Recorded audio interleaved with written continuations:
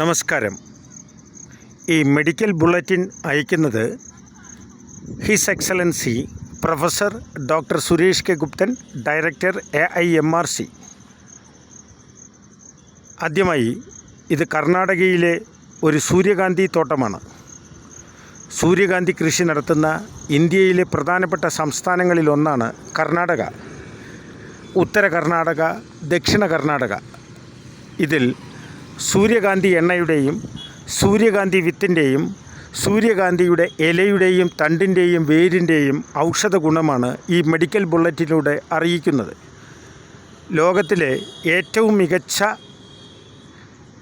എണ്ണകൾ olive oil കഴിഞ്ഞാൽ ഏറ്റവും മികച്ച എഡിബിൾ ഓയിൽ സസ്യ എണ്ണയാണ് സൺഫ്ലവർ ഓയിൽ. സൺഫ്ലവർ ഓയിലിൻ്റെ ഗുണത്തെപ്പറ്റി ലോകത്തിലെ പലർക്കും ഒന്നും അറിയില്ല എന്നുള്ളതാണ് സത്യം. അതിന് കാരണമുണ്ട്, ആ രംഗത്ത് ആരും കാര്യമായ ഗവേഷണം നടത്തുന്നില്ല. ഞങ്ങളുടെ ആരോഗ്യ ഇൻസ്റ്റിറ്റ്യൂട്ട് ഓഫ് മെഡിക്കൽ റിസർച്ചിൻ്റെ ഗവേഷണ പ്രകാരം ലോകത്തിലെ ഏറ്റവും മികച്ച രണ്ടാമത്തെ എണ്ണ ഒലീവ് ഓയിൽ കഴിഞ്ഞാൽ രണ്ടാമത്തെ എണ്ണ സൂര്യകാന്തി എണ്ണയാണ്. പക്ഷേ അതിൻ്റെ ഒറിജിനൽ കിട്ടാൻ വളരെ പ്രയാസമാണ്. സൂര്യകാന്തി എണ്ണയ്ക്ക് vitamin E, magnesium, folic acid, പലതരം മിനറലുകൾ, ബി കോംപ്ലക്സ് തുടങ്ങിയവയുടെ ഇതിൽ ഏറ്റവും പ്രധാനം വിറ്റാമിൻ ഇ ആണ്.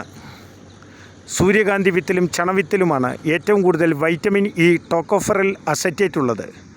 ലൈംഗിക ആരോഗ്യം, മസ്തിഷ്ക ആരോഗ്യം, ഹൃദയത്തിൻ്റെ പ്രവർത്തനം, ബ്ലഡ് തിൻ ആവാൻ, രക്തമലിയാൻ, മനുഷ്യൻ്റെ 9 സിസ്റ്റങ്ങൾക്ക്, പ്രത്യേകിച്ച് വരിക്കോസ് വെയിനിന്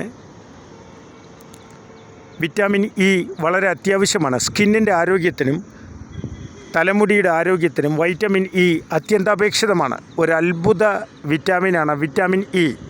ഇത് 200 mg, 400 mg, 600 mg എന്ന രീതിയിൽ ടോക്കോഫെറൽ ലഭിക്കുന്നു.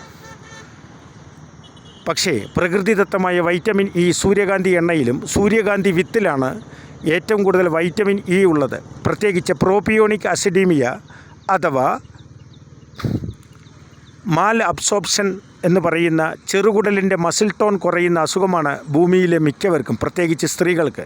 ചെറുകുടലിൻ്റെയും വൻകുടലിൻ്റെയും ആരോഗ്യത്തിന് ഈ ചണവിത്ത് അഥവാ അതുപോലെ സൂര്യകാന്തി വിത്ത്, സൺഫ്ലവർ സീഡ് വളരെ മരുന്നിനേക്കാൾ ഗുണം ചെയ്യുന്നു എന്നാണ് ഗവേഷകരായ ശാസ്ത്രജ്ഞരായ ഞങ്ങളുടെ കണ്ടെത്തൽ.